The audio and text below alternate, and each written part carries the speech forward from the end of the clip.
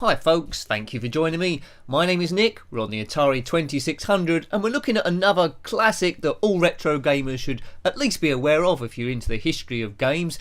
This one is Galaxian, published by Atari in 1983 and based on the arcade cabinet from NAMCO in 1979. So it came out 1 year after Space Invaders, which was 1978 by Taito. So here we go. Now, it differentiates from Space Invaders in such that the aliens don't come gradually farther down the screen. There's no shields, but on level 1, you see what level we're on the bottom right there, number 1. One alien at a time will fly down the screen. If they get to the bottom, they'll start back up the top again. Stage 2, they'll come down in pairs. Stage 3 in threes, and you sort of like get the general idea.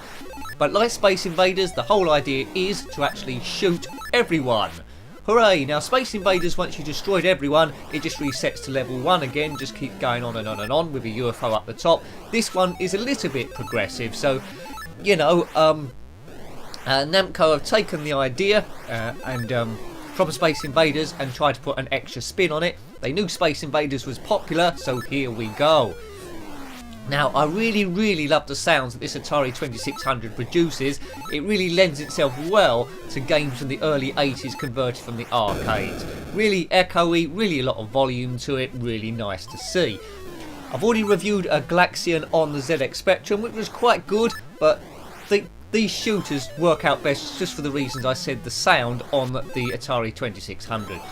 On the Spectrum there's Galaxian and Galaxians. Galaxians was a sort of like remake of it, but there we go, so check those ones out as well so you've got a bit of a comparison. Now Galaxian come out on just about everything. It's one of the granddaddies of games, along there with Pac-Man, Space Invaders we mentioned, and Asteroids, and Missile Command as well, which I'm sure we'll come to in the coming weeks.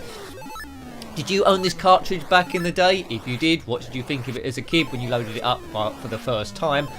Very basic by today's standards, but you know, this is early 80s when the gaming revolution was just getting started, and the whole idea was trying to bring the power of the arcades into your living room. And just listen to this. This would have done it really good job. Excellent stuff. Now the best game I played so far on the Atari 2600 is the first one I reviewed, which is Enduro, which is absolutely brilliant. Other arcade conversions are called Space Invaders I mentioned. Pac-Man will come to, it's not supposed to be that good, but Pole Position is another really good one that I enjoyed. So we'll try and get as far as we possibly can. We're on level 2. If the aliens shoot you or collide into you, you will die. Good varied colour here, different coloured aliens, which I like to see. Animates well, there's no flickering and there's no screen tear up on this one either. I never owned one of the wooden Atari VCSs, the 2600 boxes. If you did, let me know, because I know a lot of you watching this would do.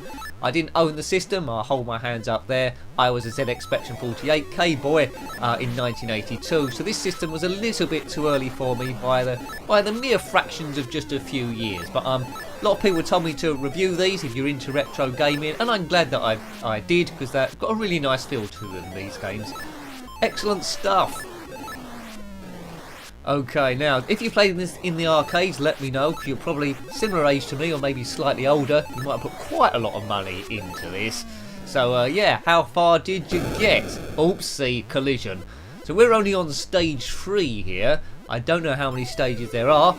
If there's a stage 50, then all the aliens are going to be flying at you, well, continuously.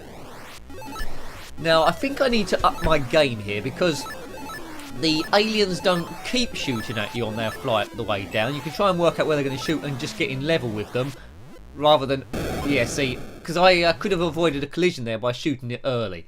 Galaxian. Excellent. I like this game. It's good. I don't think, to be fair, I don't think it's a game I'm going to come back to a lot, despite that I like it. I just like the bit of retro history it's providing me with. Right, okay, points awarded for each alien you hit. If they wanted to make this super difficult, they would have made the aliens coming down the screen as well, which that would have been super tricky then. But yeah, not much to it, pretty basic gameplay, but what it tries to do, it does well. It's a good port, it's a good conversion, so if you like this in the arcade, you would pretty much like the gameplay of this one too. You wouldn't have been embarrassed if your mates come round and then loaded this one up. Times change, don't they really? It's all first person shooters now, but this one is a different type of shooter. Single screen, space, vertical, well, is it a vertical shooter, horizontal shooter? It's a single screen shooter, I would say. I wonder how much the cabinet's worth now of Galaxians. It's probably, yeah, I mean, antiques are seen as things that are over 100 years old, so you have to wait for 100 years until something can be officially classed as an antique. Arcade cabinet was 1979, so you're going to have to wait to the year 2079. So if you've got a working arcade cabinet in the year 2079, you might be watching this in the year 2079 if YouTube still exists, then you've got yourself an antique, and if that works, well yeah, it's going to be absolutely brilliant. Brilliant. Now there is emulation around, but you can't beat the real hardware. I hold my hands up, or yeah, this is being emulated, because I don't own the actual system involved. But the aim is to try and get it working exactly as the old program did, the old game did, and I think this one is fairly accurate, 100% accurate, I would say, or at least 99.9. Sounds are there, movement is there, the essence of the game is definitely captured here. Cartridges were a lot more expensive than tapes for the ZX Spectrum, so you have to be quite rich or have quite generous parents to actually own a lot of these as a kid. You have to be careful on the ones that you owned. Really looking forward to going through these. I think this is about the 11th Atari 2600 game I've reviewed at time of recording. About 570 or something like that to do, so I'm not going to run out of them anytime soon. Some classics, some are going to be pretty bad, but we'll review most of them, I'm sure. We won't review all of them, yes, because some of them are a bit unsavoury, which we don't want to review. Right, how many lives I've got? It's not showing how many lives I've got left, which is a bit of a shame, unless I'm going blind somewhere. Just tells you the level you're on, which is level 3. Does it say how many lives you've got left somewhere? I can't see it, unless it's written in black on a black background. Can't beat a good bit of retro gaming, and they don't come much more retro than this. So if you haven't already, do have a look at my review of Space Invaders on the Atari 2600 to compare this one with that one, because they were up against each other really. NAMCO did the Galaxian in the arcades, Taito did Space Invaders the year before, as we say. So you know, if you owned one, it would have been quite cool owning both of them, but cartridges, as I say, were quite expensive, so a lot of kids would have to maybe even choose one or the other. Out of the two, this one is a little bit more exciting than Space Invaders, so I'd go for this one. That might be sacrilege because Space Invaders is such a big name, but I think Galaxian is, you know, it plays a bit better, there's a bit more to do, a bit more skill involved than the traditional Space Invaders, so it got evolved well over just 1 year difference. Shall we have just one more go of this? See if I can get past level 3. I think we should do. I do like that graphic. So this is definitely my last go. So stand by, Commander. A kid's imagination goes a long way in basic games like this, 8-bit glory. So give your ship a name. Looks a bit like the Starship Enterprise, doesn't it really? Maybe it was influenced by that, the two fuel nacelles each side. So give your ship a name, we'll call it the Enterprise. Give your star pilot a name as well. Captain Kirk, or Captain Burke it'll be probably this time. And go for it. I don't know if the tactics are to take out an individual line, but there's no time limit on this. You can just make sure you avoid all the enemy coming down the screen, and you can't go wrong. Right, one line left. They're coming down single file. Sometimes hard to get the timing of these last ones. Don't crash into me. Come on. Oh man, he's been a bit elusive, this fella. Got him.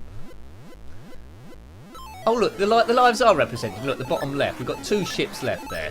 I was going blind before. Maybe I only noticed when I was on my last life. So they're there. Everything is as you need it. The level you're on, the lives you got left, and the aliens on the screen. It's not saving my high score though, is it really? So as soon as you finish, that's it. You die for another day. Take out that column there. So green aliens, bluey purple aliens, and red aliens, and white aliens, and that's your lot. Do do do do do do do. It's very like the Starship Enterprise. I don't know what episode this was, and it would have to be based on the old Star Trek. What was that, in the 60s or early 70s? It was in colour anyway, wasn't it, the old Star Trek? So someone will probably know. Was that late 60s or early 70s? Or neither? Was it late 70s? I used to remember watching the old Star Trek shows when I come home from school as a young'un, but I think they were repeats then. Kaboom! I'm a big fan of Star Trek The Next Generation.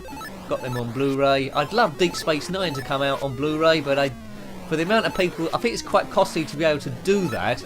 And I think for the amount of people to buy it, I don't think it'd be very cost effective unless they can find a cheaper way of doing it. And Voyager as well. I didn't like that as much as Star Trek The Next Generation and Deep Space Nine, but I did enjoy watching it. Especially 7 of 9. Jerry Ryan made an appearance in this one. Yes. Shoot it! Oh man, shoot everyone in this game. Come on, get round this alien waves. We're on stage 3, we're getting near the end here.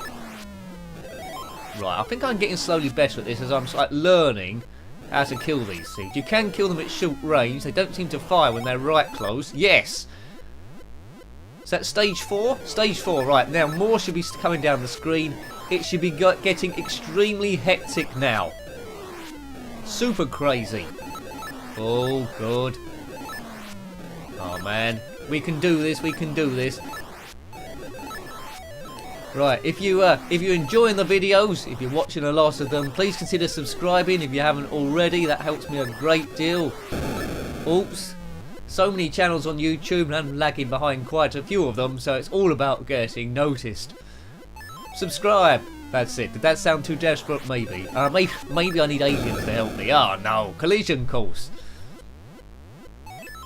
Right, last life left.